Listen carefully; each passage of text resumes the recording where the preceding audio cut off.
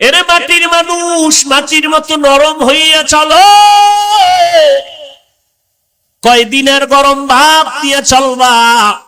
গরম ভাব দেখাইয়া নমরুদ টিকতে পারে নাই, সাদ্দার টিকতে পারে নাই, কারুন টিকতে পারে নাই, আবু জাহাল টিকতে পারে নাই। এক এক করে সব বিদায় হয়ে গেছে। ও আল্লাহর বান্দারা, এখনো সময় আছে, নবীর মোহাব্বতে তরিকাটা গলার মালা বানাও। ও এলাকার মুসলমান, ও পর্দার আড়ালের আম্মা জানেরা, বোনেরা, ও বৃদ্ধ বাবাজি, মাটির মতো নরম তবিয়তটা, অভ্যাসটা অন্তরে নিয়া সন্তানগুলোকে আদর্শওয়ালা বানাও। দুনিয়া কিছুই না রে বাবা। আজকে আমি টাকার গরম দেখাই, আমার শিক্ষার গরম দেখাই, আমার গরমের মেয়াদ কত জানেননি? আমার বক্তাগিরির একটা গরম আছে। আমার মতো বড় কণ্ঠওয়ালা বক্তা বাংলাদেশে নাই। এই যে গরম গরম ভাব দেখাইয়া চলবো, এই গরমের মেয়াদ কত? আজরাইল আসা পর্যন্ত। আজরাইল যখন এসে হাজির হয়ে যাবে, তখন তিনটা সাদা কাপড় আমার জন্য রেডি হয়ে যাবে। কে বক্তা, কে শ্রোতা, কে ইমাম, কে মুক্তাদি, কে ডাক্তার, কে রোগী, কোনো ভেদাভেদ থাকবে না। তিনটা সাদা কাপড়ের প্যাকেটে আপনিও যাইবেন, আমিও যাব।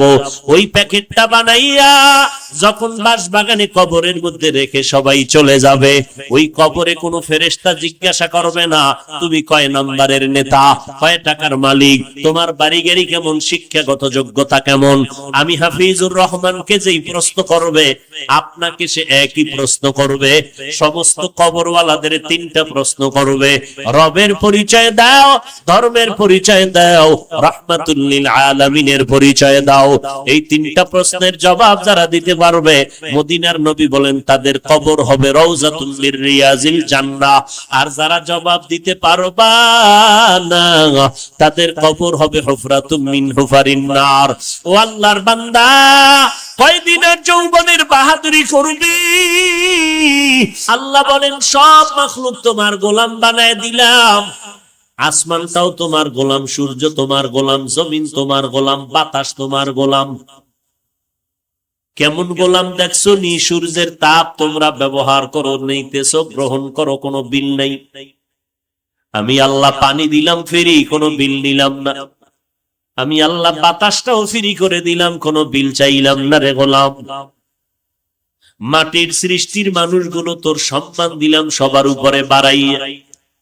আর এই সম্মানটা যদি ধরে রাখতে পারো, আমি আল্লাহ ওয়াদা করলাম তোরে দুনিয়াতেও বাদশার চেয়ারে রাখবো, পরকালেও তোরে বাদশার চেয়ার দিয়া বিনা হিসাবে জান্নাত দিব। আর এই বাদশাহী যদি চাও, তোমার এই ঐতিহ্যকে ধরে রাখো। আর ঐতিহ্যকে যদি ধরে রাখতে চাও, তাহলে মাটির গর্বের মানুষ, মাটির দিয়ে তাকাই একটু নজর করো। মাটির মধ্যে একটা গুণ আছে, সেই গুণটা তোমার মধ্যে জমা করে নাও। বলে মাটির মধ্যে কি গুণ আছে? নজর করিয়া দেখো। একটা জমিনের 13 বার জাল দলিল দিয়া বিক্রি করিয়া দালালেরা কত টাকা খাইলো? আসেনি? আল্লাহ কয় দেখ, এই জমিনটা কারোর সাথে বেয়াদবি করে নাই। এই জমিনের মধ্যে কত মানুষ মদের বোতল নিয়ে লাফায়। এই জমিন মাটির মধ্যে বৈশা কত মানুষ জিনা করে। মাটি তো কারোর সাথে খারাপ আচরণ করে না। যত জুলুম অন্যায় অত্যাচার গুলো ধৈর্যের সাথে মেনে নিতেছে। মাটি যদি মেজাজ গরম করে, দুনিয়াটা ধ্বংস করতে একটা সেকেন্ড লাগবে না। শরীয়তপুরের মানুষগুলো মাটি আর বাড়ি সহ পানির মধ্যে চলে গেল। এরে আল্লাহর গোলাম, এখানে যদি আল্লাহ অর্ডার করে মাটি তুই 50 ফিট নিচে ধসে যা, মাটি ধসে যাবে। কারিগর শুদ্ধ মানুষ আর ধরো বলতেও কোনো সময় পাবে না। আল্লাহ তাআলা বলেন মাটির মধ্যে তাকায় দেখ, এই মাটির মধ্যে একটা গুণ আছে। এই মাটি যত জুলুম করা হয়, কারো সাথে খারাপ আচরণ করে না, বরং নিজের ধৈর্যের পাহাড় হইয়া সব মেনে নেয়। ও মাটির মানুষ, তোমার মধ্যে এই গুণটা অর্জন করো। তুমি গরম মেজাজ দেখাইও না, মাটির মতো নরম হইয়া জমিনে চলো। আল্লাহ বলেন ও মানুষ, তোমাদেরকে আমি আল্লাহ শক্ত মাটির থেকে বানাইছি, নাপাক পানির থেকে তোমাদেরকে আমি আল্লাহ রূপান্তরিত করলাম। ওই নাপাক পানিটাকে 40 দিন করে আমি আল্লাহ ফেরেশতার মাধ্যমে মেহনত করাইলাম। নাপাক পানি 40 দিনের শোধনের কারণে ওটা রক্ত জমাট রক্ত হয়ে গেল। জমাট রক্তকে আবার 40 দিন শোধন করার পরে গোশতের টুকরা, এর উপরে হাড্ডি, আবার 40-এর মেহনতে আবার এর উপরে গোশত। আমি আল্লাহ সুন্দর করে মায়ের গর্ভে সুন্দর একটা স্ট্রাকচার বানায় দিলাম। আমি আল্লাহ আস্তে আস্তে করে ধীরে ধীরে তোমার মতো মানুষটা আমি ফেরেশতার মাধ্যমে মায়ের গর্ভে সুন্দর করে বানিয়েছি।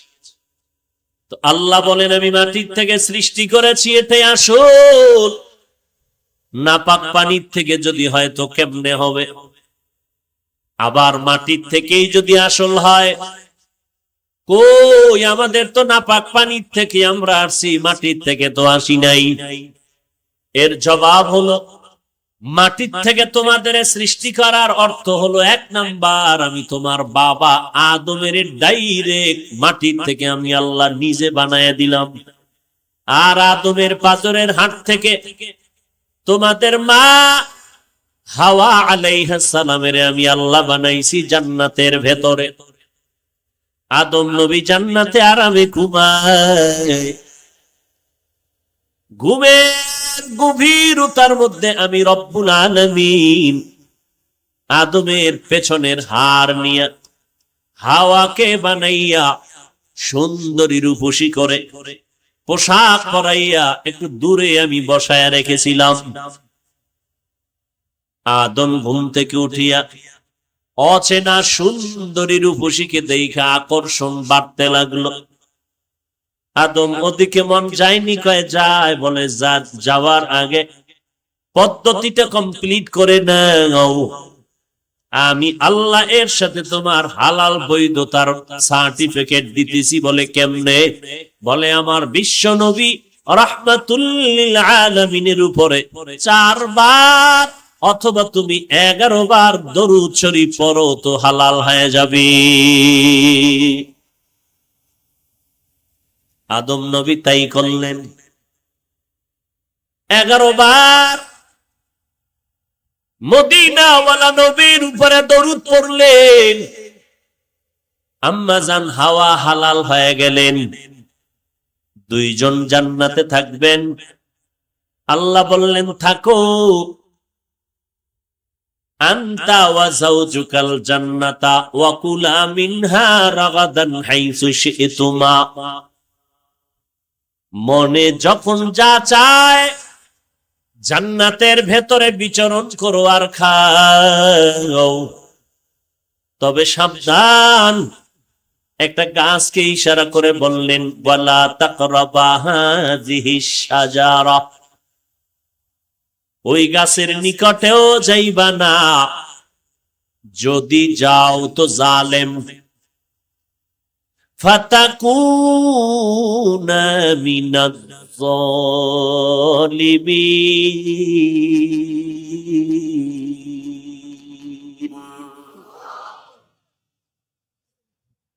মুফাসসিরিনে কেরাম বলেন আল্লাহ আদম হাওয়াকে বিচরণ করার স্বাধীনতা দিলেন, খানারও স্বাধীনতা দিলেন, কিন্তু নিষিদ্ধ গাছেরকে বলে কেন বললেন ওখানে যাবে না? গাছটা কি বিষ গাছ নাকি ফলটা কি বিষ? মুফাসসিরিনে কেরাম বলেন না, গাছটাও কোনো খারাপ না, ফলও ভালো, ফল খারাপ না। নিষেধ কেন করেছেন? কিয়ামত পর্যন্ত আওলাদে আদমদের আল্লাহ একটা বিধান কায়েম করায় দিলেন আদমের মাধ্যমে। এই আদম সন্তান, জান্নাতের মধ্যে তোমার আব্বা আম্মা বিচরণ করেছে, মনের মতো খাইছে, কিন্তু এরপরও সীমাবদ্ধ স্কেল লাগাই দিছি, পাইলেই খাওয়া যাবে না, নিষিদ্ধ গাছের কাছেও যাইবা না। তোমাদের জিহ্বাটাও কিন্তু গরুর মতো দৌড়ায়, হালাল চেনে না, হারাম চেনে না। সাবধান, খাইতে কোনো নিষেধ নাই, স্বাধীনতা দিয়া দিলাম, তবে বাবার মতো তোমাদের উপরেও সীমাবদ্ধতা দিলাম। জীবনে যত হালাল পাবি খাবি, তবে হারাম দেখলে খাবি না। হারাম খানা বন্ধ করে দিও, ব্যবসা করো হালাল, কিন্তু ব্যবসার নামে সুদের সাথে জড়িত হইও না, হারাম। সুদ দিবা না, নিবা না, সাক্ষীও থাকবা না, তাহলে যে দিল যেই পরিমাণ অপরাধী, যে নিল সে ওই পরিমাণ অপরাধী, যারা লেখলো সাক্ষী হইল সবাই একই অপরাধী। বলে অপরাধ কি? বলে ছোট অপরাধ, নিজের মায়ের সাথে 24 ঘন্টা জিনার গুনাহ লেখা হবে। নাউজুবিল্লাহ। আয়েনা হারাম খাইয়া এত মজা পাইছে ও, নাউজুবিল্লাহ। আয়েনা আল্লাহ তাআলা বলেন, আমি দুই দল মানুষের সাথে যুদ্ধ করার ঘোষণা দিয়েছি। দুই দল মানুষের সাথে আমি আল্লাহ নিজে যুদ্ধ করার ঘোষণা দিলাম। এক দলের কথা কোরআনে, আর এক দলের কথা বুখারী শরীফে। কোরআনের বর্ণিত সূরা বাকারা 275 নম্বর আয়াত। সুদের সাথে যারা জড়িত হবে আল্লাহ তাদের সাথে যুদ্ধের ঘোষণা দিলেন। কারণ তোর মায়ের সাথে তুই জিনার গুনাহ করবি, আমি আল্লাহ তোরে ছেড়ে দিতে পারি না। সুদের সাথে যারা জড়িত ভালো করে রেকর্ড করেন, কলবে ঢুকান। জীবনভর নামাজ পড়বেন, একটা সেজদাও কবুল হবে না। 13,000 বার মক্কায় হজ করবেন, একটা লাব্বাইকও কবুল হবে না। সুদের খাতায় নাম লেখাইয়া 5 তালা মসজিদ বানাইলো, একটা নেক আমলনামায় আসবে না। 13,000 বার কোরআন খতম করলে একটা অক্ষরের নেক আমলনামায় লেখা হবে না। যতবার মোনাজাত দিবেন কসম আল্লাহর, একটা মোনাজাতও কবুল হবে না। কোরআন শরীফ খুলো, তওবা না করে যদি মরে যাও আল্লাহ ঘোষণা দেয় চিরস্থায়ী তোমার জন্য জাহান্নাম। বলার দায়িত্ব আমার, মানবেন কিনা সে দায়িত্ব আপনার। এবার বলবেন হুজুর আপনাদের মতো কি সম্ভব? বাদ দেন আমগো হুজুরের গোষ্ঠী বাদ। এবার আপনার সাইনবোর্ডে দাঁড়ান। আপনি চাকরি করেন, আপনি ব্যবসা করেন, আপনি লেখাপড়া করেন। এবার আপনার বিবেক নামের আদালতকে জিজ্ঞাসা করি, আপনার মতো র্যাব, আর্মি, পুলিশ, বিডিআর এর চাকরি করে, এমপি, মন্ত্রী, chairman, member, OC, DC, SP, 5 বেলার নামাজ পড়ে, হালাল খায়, ব্যবসা করে, 1 টাকাও হারাম খায় না। যদিও সংখ্যায় কম, তবে হালাল রাস্তায় চলনেওয়ালা আপনাদের লাইনের মানুষ আছে না নাই? বাস শেষ। ইয়া আইয়ুহাল্লাযীনা আমানুত্তাকুল্লাহ ওয়া যারু মা বাকিয়া মিনার রিবা ইন কুনতুম মুমিনিন। আল্লাহ এই সুদের থেকে আমাদের গোটা জাতিকে হেফাজত করেন। আরো জোরে বলেন। আল্লাহ তাআলা বলেন, আমি মানুষ মাটি থেকে সৃষ্টি করলাম, তোমাদের আব্বা এবং তোমাদের মা এই দুইজন। আল্লাহ নিষেধ করলেন ওই গাছের কিনারায় যাবা না, গেলেন শয়তানের ধোকায়।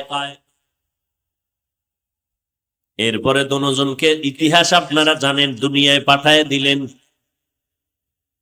দুইজনে দুই জায়গায় ছিলেন, এক সময় দুজন এক জায়গায় হলেন। আরাফার ময়দানে দুজনের বহু বছর পরে মোলাকাত হয়ে গেল।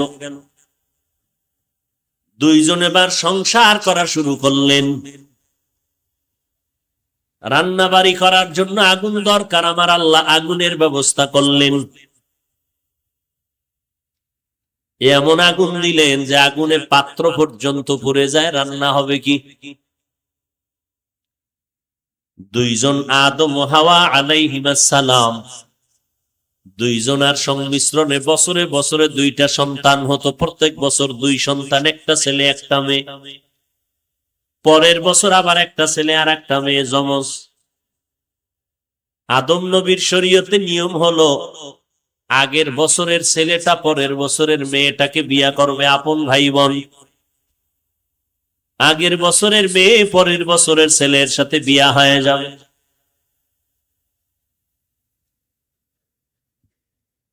আল্লাহ বুঝাইলেন, মা বাবা যেই পদার্থের হবে সন্তানও সেই পদার্থেরই হবে। আদম যেহেতু মাটির, আম্মাজান হাওয়া যেহেতু মাটির, আমরা তার সন্তান, আমরাও মাটির।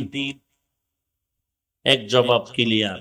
নাম্বার 2, যেই নাপাক পানিটা আমাদের শরীরের মধ্যে তৈরি হয়, মায়ের বাচ্চাদানির মধ্যে যায়, ওই নাপাক পানিটাও তৈরি হয় খানার মাধ্যমে। খানা আর খানাটাও তৈরি হয় জমিনের মাটির মাধ্যমে।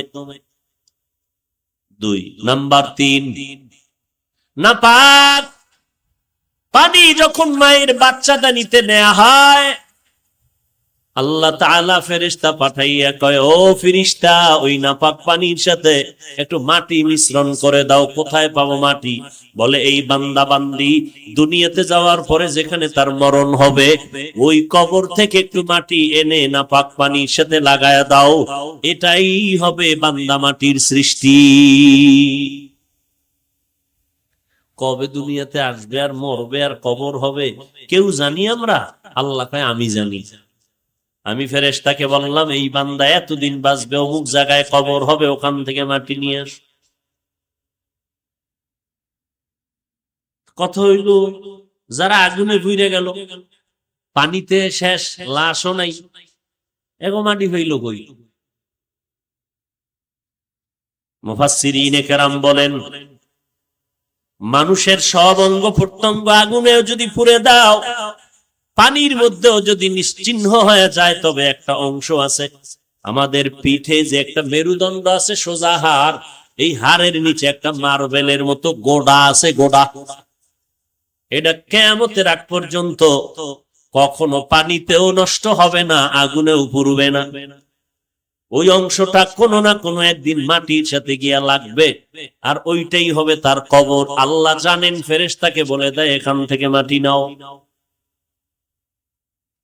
এতক্ষণ শুধু যুক্তি টুক্তি দিয়া প্রমাণ কি করতে চাইলেন উলামায়ে কেরাম? যে গোটা জগতের মানুষ মাটির সৃষ্টি। এত যুক্তি দিয়া মাটির সৃষ্টি প্রমাণ করতে চাইলেন কেন? মাটির সৃষ্টির মতো শ্রেষ্ঠ আল্লাহর মাখলুকতের মধ্যে আর কেউ নেই। নূরের সৃষ্টিরাও শ্রেষ্ঠ না, আগুনের সৃষ্টি শ্রেষ্ঠ না, একমাত্র মাটির সৃষ্টি মানব জাতি শ্রেষ্ঠ। এ সিদ্ধান্ত কার? স্থায়ী সিদ্ধান্ত, নাড়াচাড়া করার কোনো কায়দা? নূরের সৃষ্টি শ্রেষ্ঠ, আগুনের সৃষ্টি শ্রেষ্ঠ, একমাত্র মাটির সৃষ্টি মানব জাতি শ্রেষ্ঠ। কেমন শ্রেষ্ঠ? এদের কোনো তুলনা। ওয়ালাকাদ কাররামনা বানি আদম ওয়া হামালনাহুম ফিল বাররি ওয়াল বাহরি ওয়া রাযাকনাহুম মিনাত তাইয়্যিবাত ওয়া ফাদ্দালনাহুম আলা কাসীরিন মিম্মান খালাকনা তাফদীলা। বনি আদম বড় দামি, এদের মতো শ্রেষ্ঠ কেউ নাই। নূরের সৃষ্টিরও এত দাম নাই, মাটির মানুষের এত দাম। আল্লাহ বলেন, আমি তোমাদের জন্য পবিত্র হালাল রিজিকের ব্যবস্থা করে দিলাম, আমি আল্লাহ নিজে। গরুতে ঘাস খায়, ফ্যান খায়, খেরকুটা খায়, শুকরে পায়খানা খায়, কুকুরে ময়লা খায়, আর আমি আল্লাহ তোমার জন্য গোটা জমিনের মধ্যে পিওর খানার আয়োজন করে দিলাম, হালাল। তরমুজ খাবি, মজা কইরা খাবি না, খাবার দিয়া দিছি যেন তোর খাইতে কোনো কষ্ট না হয়, ময়লা যেন না লাগে। কিন্তু তুই কত বড় নিমুখ হারাম, ওই তরমুজের ভিতরে তুই মেডিসিন ঢুকাইছো। কত বড় তুই নিমুখ হারাম! তোরে জুতা দিয়ে ১.৫ বছর ভিটাইলেও তো ঝাল মিটে না। তুই কত বড় বেঈমান! আল্লাহ তাআলা বলেন, তোরে আমি কত ভালোবাসি, আমি তোমার জন্য হালাল খানার আয়োজন করে দিলাম। পিওর মশলা লাগবে, মশলা, পেঁয়াজ, রসুন, আদা, তেজপাতা, এরপরে দারচিনি, এলাচি, তোর আব্বাই বানায় দি। আল্লাহ কয়, আমি জমিনে গাছ লাগাইয়া ব্যবস্থা করে দিচ্ছি। ওয়া আদাসিহা ওয়া বাসলিহা, তুই ভাত খাবি, চাল দরকার, আমি আল্লাহ পাক চালটারে কাভার করে দিলাম ধান। এইটারে বান্দা তুই প্রিপেয়ারিং করিয়া, শোধন করিয়া করিয়া তুই চাল বের করো। আমি আল্লাহ তাআলা ওই চালের মধ্যে এত ভিটামিন দান করলাম, তুই এত বড় নেমো খারাম, ওই চালের মধ্যে আবার মেশিন লাগাইছো, মোটাটারে চিকন বানাইছো, মেডিসিন মাইরা ভিটামিনের গোষ্ঠী শুদ্ধ উদ্ধার করে দিছো রে নিমো খারাম। করেনি কি মিনিগেট, আরো কত কচু, পুলিশে আরে ফিডারে ফিডা, এই নাম পাইছো কই, এই 2 নাম্বারই শিখছো কই? স্যার আমার দোষ কি? যারা এটি বানায় মেশিনে ধরেন, খবর নাই, সারাদিন মোরাকাবা করে মোবাইল নিয়ে, কি দেখে আল্লাহ জানে। এডি আর দেখেন 2 নাম্বারই ব্যবসা করে, দেখছেনই কারবার। ফার্মের মুরগি দিলে খায় না কেন? দেশি দাও, খাইতে গেলে দেশি, আর সব ব্যবহার করে বিদেশি। পোশাক না দেশিটা হবে না, গেঞ্জি বিদেশি, মুজা বিদেশি, ঘড়ি বিদেশি, মোবাইল বিদেশি, আরো সব বিদেশি, খাইতে গেলে দেশি।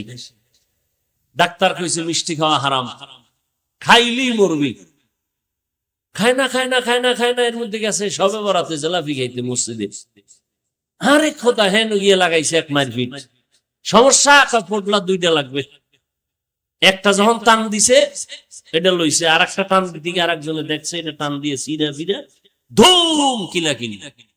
এইবার ওখানতে কসম খাইয়া বের হয়, খোদায় যেন হেন আর না। এখানে এমন আশিকের রাসূল আছেন যারা আজকে ফজরের নামাজ পড়েন নাই, জোহরের নামাজ পড়েন নাই, আসরের নামাজ পড়েন নাই, মাগরিব পড়েন নাই, এশার নামাজ পড়েন নাই। কি বয়ান করব আপনারে? আবার একদল আসে বয়ানের আগেও বিড়ি, মোনাজাতের পরেও আবার বিড়ি টেনে টেনে বাড়ি যাবে। নাই নাই, তুমি কি বয়ান শুনছো? এরে আল্লাহর বান্দা, কয়দিন এই জমিনে বাহাদুরি করবা?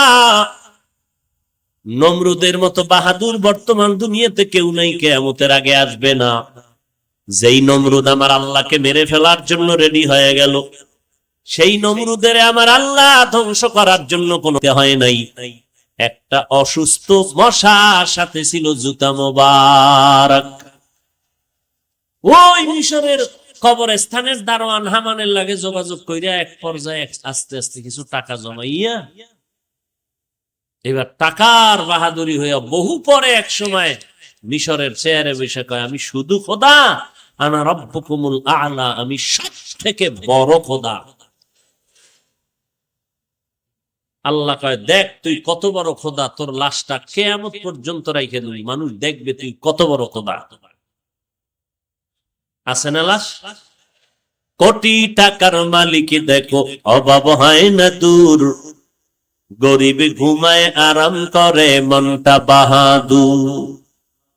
ফেরাউনের লাশটা দেখো মিশর জাদু ঘরে, খায় না মাটি পোকা মাছি সবাই ঘৃণা করে। হৃদয়ে থাকিবে যার নম্রতা সদা, রহমত আসিবে সেথা প্রভুর ওয়াদা। বড়র বাড়াই থাকলে দিলে রহমত আসবে না, নিজেকে নিজে ছোট মনে করিও সদা। উঁচু জমিন থেকে পানি নিচু জমিনে যায়, তেমনি খোদার রহমত আসে নম্রতার হৃদয়। ভোগবিলাসের বাড়ি গাড়ি পরে রবে সব, থাকতে সময় স্মরণ করো আল্লাহ আমার রব। টাকার বালিশ বানাইয়া মনে হয় যেন ঘুমাইতেন। যমুনা গ্রুপের মালিক আল্লাহর বান্দা আজ দুনিয়ায় নাই। করোনা আক্রান্ত হয়ে গেল, ডাক্তারেরা কত হাজার কোটি টাকা চাও, নিয়ে যাও, কলম দিয়া স্টাম্প দিয়া দেই, আমারে বাঁচাও। দুনিয়ার সব ডাক্তারেরা টাকার মোকাবেলায় ওই যমুনার মালিকের আর বাঁচাইয়া রাখতে পারলো না। আল্লাহর বান্দা আজ কবরে খালি হাতে চলে গেল, তার জীবনের সব কামাই দুনিয়ার মাটিতে পড়ে রইল। মিনহা খালাকনাকুম, এরে মাটির মানুষ, আমি তোমাকে অনেক সম্মানিত করে দিলাম। মাটি উপরে মারলে নিচে যায়, থাকেও পায়ের নিচে, কিন্তু মনে মনে ভাবিস না তোর সম্মান বুঝি মাটি পায়ের নিচে না। আমি আল্লাহ তোর সম্মান এত বাড়াইয়া দিলাম, দুনিয়ার সব জিন ফেরেশতা পর্যন্ত তোর গোলামির জন্য পাগল হয়ে আছে। এখানে আমাদের ফেরেশতারা আমাদের ওয়েলকাম দিছে, স্বাগতম জানাইছে। ফেরেশতারা আমাদের গোলামি করে, জিনেরা আমাদের গোলামি করে, সব মাখলুকাত তোমার আমার গোলাম। আল্লাহ তাআলা বলে তোমাদের এত সম্মান আমি বাড়ায় দিলাম। একটা গরুর এত শক্তি, গাভীর এত শক্তি, কিন্তু বান্দা সকল সামনে দাঁড়ায় দুর্বল হয়ে যায়। গরুটার শক্তি দিয়া যদি মেজাজ গরম করত, কোন বনিয়াদম এক ফোঁটা দুধ নিয়ে ঘরে নিয়ে খেতে পারত না। এরে আল্লাহর বান্দা, আমার আল্লাহ কেমন দয়াময় মালিক। আল্লাহ বলেন সব মাখলুক তোমার গোলাম বানায় দিলাম। আসমানটাও তোমার গোলাম, সূর্য তোমার গোলাম, জমিন তোমার গোলাম, বাতাস তোমার গোলাম। কেমন গোলাম দেখছো নি? সূর্যের তাপ তোমরা ব্যবহার করো, নিতেছো, গ্রহণ করো, কোনো বিল নেই। আমি আল্লাহ পানি দিলাম ফ্রি, কোনো বিল নিলাম না। আমি আল্লাহ বাতাসটাও ফ্রি করে দিলাম, কোনো বিল চাইলাম না রে গোলাম। মাটির সৃষ্টির মানুষগুলো তোর সম্মান দিলাম সবার উপরে বাড়াইয়া। আর এই সম্মানটা যদি ধরে রাখতে পারো, আমি আল্লাহ ওয়াদা করলাম তোরে দুনিয়াতেও বাদশার চেয়ারে রাখবো, পরকালেও তোরে বাদশার চেয়ার দিয়া বিনা হিসাবে জান্নাত দিব। আর এই বাদশাহী যদি চাও, তোমার এই ঐতিহ্যকে ধরে রাখো। আর ঐতিহ্যকে যদি ধরে রাখতে চাও, তাহলে মাটির গর্বের মানুষ, মাটির দিয়ে তাকাই একটু নজর করো। মাটির মধ্যে একটা গুণ আছে, সেই গুণটা তোমার মধ্যে জমা করে নাও। বলে মাটির মধ্যে কি গুণ আছে? নজর করিয়া দেখো। একটা জমিনেরে 13 বার জাল দলিল দিয়া বিক্রি করিয়া দালালেরা কত টাকা খাইলো, আসেনি? আল্লাহ কয় দেখ, এই জমিনটা কারোর সাথে বেয়াদবি করে নাই। এই জমিনের মধ্যে কত মানুষ মদের বোতল নিয়ে লাফায়। এই জমিন মাটির মধ্যে বৈশা কত মানুষ জিনা করে। মাটি তো কারোর সাথে খারাপ আচরণ করে না। যত জুলুম অন্যায় অত্যাচার গুলো ধৈর্যের সাথে মেনে নিতেছে। মাটি যদি মেজাজ গরম করে, দুনিয়াটা ধ্বংস করতে একটা সেকেন্ড লাগবে না। শরীয়তপুরের মানুষগুলো মাটি আর বাড়ি সহ পানির মধ্যে চলে গেল। এরে আল্লাহর গোলাম, এখানে যদি আল্লাহ অর্ডার করে মাটি তুই 50 ফিট নিচে ধসে যা, মাটি ধসে যাবে। বাড়িঘর শুদ্ধ মানুষ আর ঘরও বলতেও কোনো সময় পাবে না। আল্লাহ তাআলা বলেন মাটির মধ্যে তাকায় দেখ, এই মাটির মধ্যে একটা গুণ আছে। এই মাটি যত জুলুম করা হয়, কারো সাথে খারাপ আচরণ করে না, বরং নিজের ধৈর্যের পাহাড় হইয়া সব মেনে নেয়। ও মাটির মানুষ, তোমার মধ্যে এই গুণটা অর্জন করো। তুমি গরম মেজাজ দেখাইও না, মাটির মতো নরম হইয়া জমিনে চলো।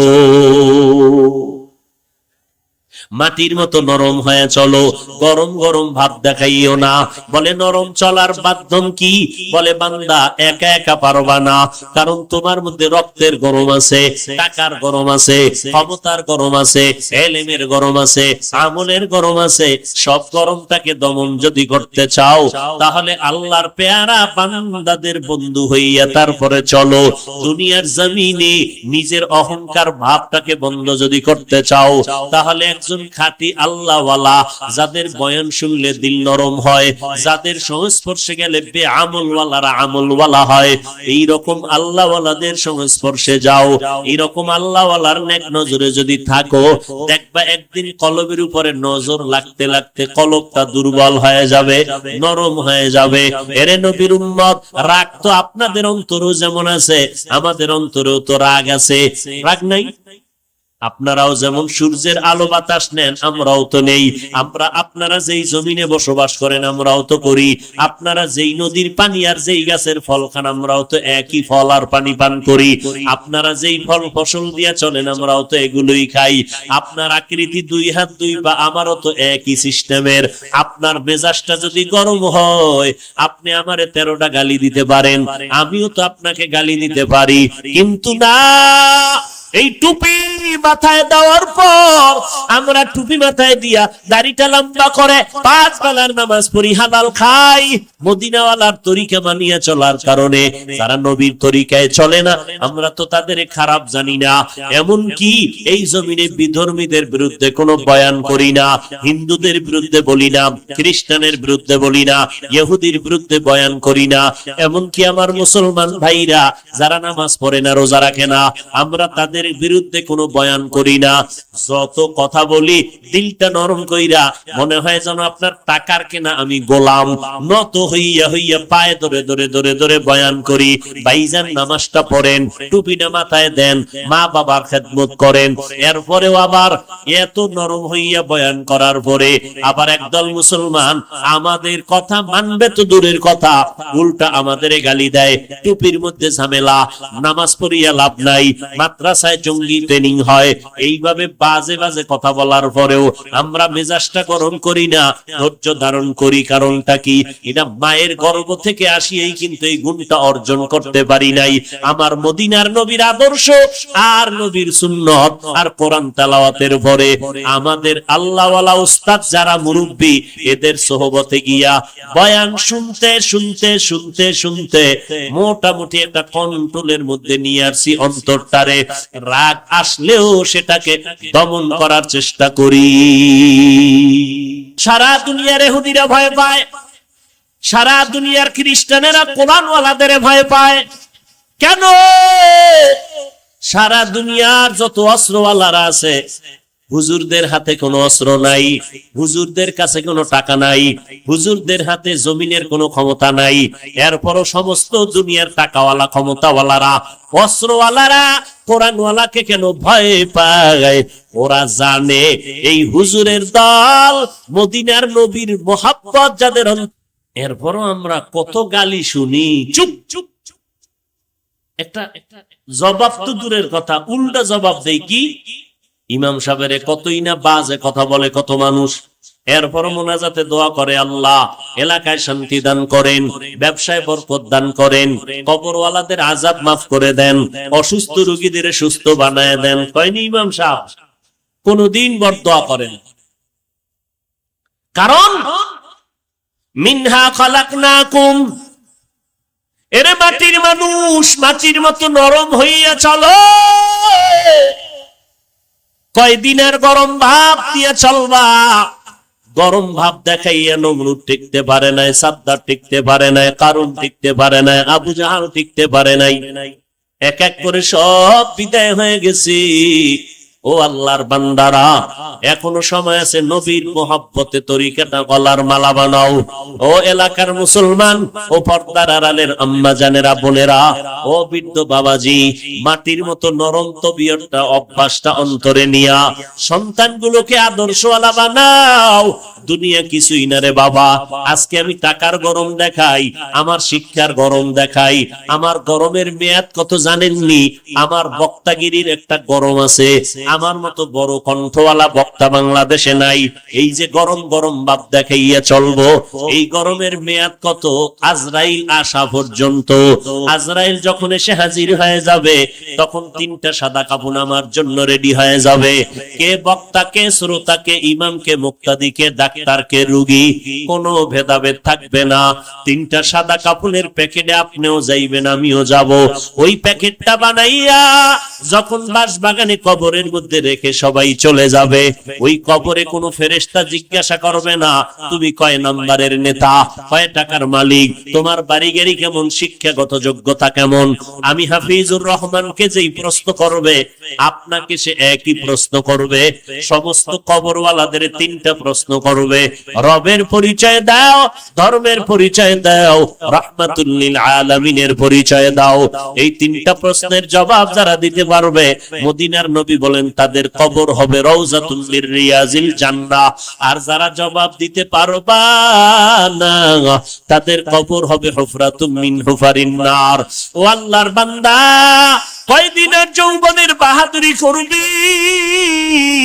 আমরা বলি না সবাই আমাদের মতো টুপিওয়ালা হয়ে যাও, না না, স্কুলে যারা পড়ো, যারা চাকরি করো, যারা লেখাপড়া করো রে বাবা, ব্যবসা করো, তোমার মতো স্কুল পড়ুয়া ছাত্র 5 বেলার নামাজি আছে না নাই? তাহলে তুমি কেন পারবা না? তোমার আমার মতো কত বান্দা জীবনে মাদ্রাসায় পড়ে নাই, আলিফ বা তাও জানে না, এই রকম বান্দা র্যাব, আর্মি, পুলিশ, বিডিআর চাকরি করে, 1 বেলার নামাজও বাদ দেয় না। নিজের বিবেকটাকে জিজ্ঞাসা করো রে বাবা, তুমি কেন 5 বেলার নামাজ পড়তে পারো না? তোমার আমার মতো কত আল্লাহর বান্দা এই জমিনের মধ্যে রাস্তায় গাড়ি চালায়, নামাজ ছাড়ে না, নদীর মধ্যে মাছ ধরে, নামাজ বাদ দেয় না, কৃষি কাজ করে, গামছা বিছাইয়া নামাজ পড়ে, তারপরও নামাজ ছাড়ে না। ও আল্লাহর বান্দা, আল্লাহ আকল দিছে, বিবেক দিছে, চিন্তা করো তুমি কেন পারবা না? ও পর্দার আড়ালের আম্মা জানেরা, আপনারা নবীদের মা, আলেমের মা, সাহাবায়ে কেরামের মা, হাফেজে কোরআনের মা, আপনারা দামি দামি সন্তানের মা, আপনাদের মর্যাদা আমার আল্লাহ বাড়িয়ে দিয়েছেন। ও পর্দার আড়ালের মা বোনেরা, আপনাদের কি মনটা চায় না একজন আলেম হাফেজের মা হইয়া কবরে যাবেন?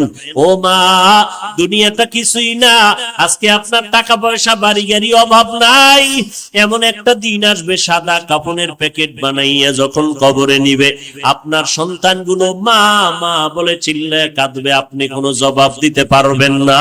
ও আম্মা জান, আজ আপনার স্বামীর ঘরে আসিয়া সন্তানের মা হইলেন, আপনারও তো মা আছে, ওই মায়ের চিন্তা করেন, আপনার সন্তান নিয়ে আপনি কি পরিমাণ কষ্ট করেন।